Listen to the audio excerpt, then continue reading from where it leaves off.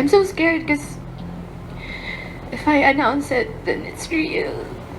Yeah, Rico and I are over.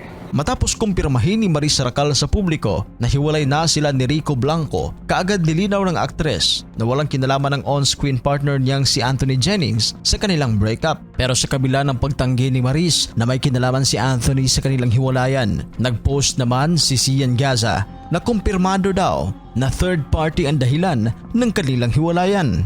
Marami naman ang naintriga dito kung sino ang tinutukoy nitong third party. Walang ibang nakita ang netizens kundi si Anthony Jennings lang. Sa ginanap na Star Magic Press Con nitong Biyernes, July 12, 2024, isinapubliko ni Maris ang malungkot na kinahantungan ng 5 taong pagmamahalan nila ni Rico. Kasunod ng pagsasapubliko ni Maris sa breakup nila ng River Maya vocalist na si Rico Blanco, ay agad daw niyang hindi maiiwasang idawit ang pangalan ni Anthony. Kaya ngayon pa lang ay nais niyang klaruhing walang kinalaman ang pagtatambal nila ni Anthony sa naging desisyon nila ni Rico na maghiwalay. Dahil sa nakatutuwa at nakakakilig nilang chemistry on screen bilang sina Snoop at Irene, nabuo ang tabalan nilang tinawag na Snorin. Matapos ang serye ng Can't Buy Me Love, nagsunod-sunod na ang proyekto nilang magkasama. Kabilang narito ang Netflix social series nilang Bida Bida at kaliwat ka ng endorsements. Dahil sa kasalukuyang pinagdaraanan, nakiusap si Maris sa publiko na respetuhin ang desisyon nila ni Rico. Nakiusap din siyang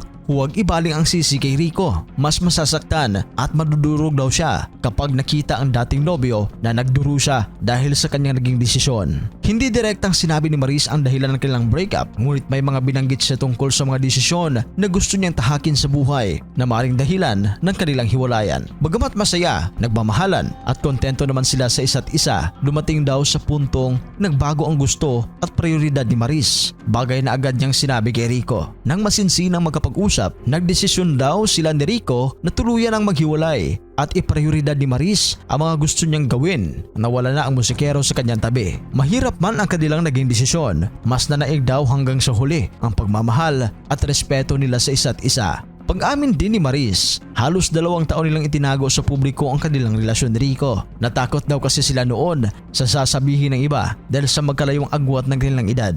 Noong mga panahong iyon, 21 years old si Maris habang si Rico naman ay 45 years old. March 2020 nang umugong ang balitang may namamagitan sa kanila dahil sa ipinost ng dalaga na duet nila ni Rico sa Instagram. Nasundan pa ito noong March 17, 2021 nang batiin ni Maris si Rico nang nagdiwang ito ng 48th birthday. Pero noon pa man ay talagang crush na ni Maris ang bukalista. Ani Maris, marami siyang na-realize nung kasagsagan ng pandemic na nagtulak sa kanya para isa publiko ang pagmamahalan nila ni Rico. Para sa inyong reaksyon, please comment down below. Sa mga hindi pa nakapag-subscribe, huwag kalimutan mag-subscribe sa Showbiz Caster. Maraming salamat po.